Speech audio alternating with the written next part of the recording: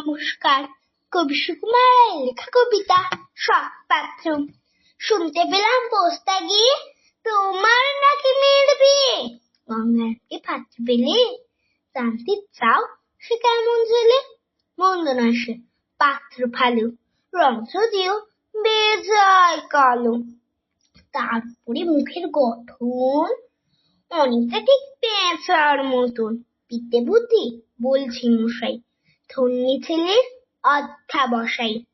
19টি বার matric এসে খায়ের হয়ে থামলো শেষে। বিষয় আশয় গরিব বিদায়, কষ্টে শিষ্ট দিন চলে যায়। মানুষ তো নয় ভাইগুলো তার, একটা পাগল একটা কুয়ার।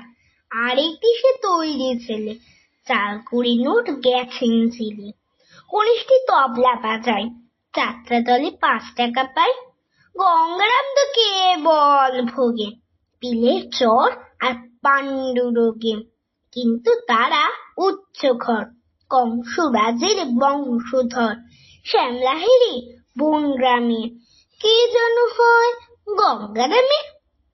যা হোক এবার পাত্র পেলে, এমন কি আর মন্দ ছেলে। নমস্কার।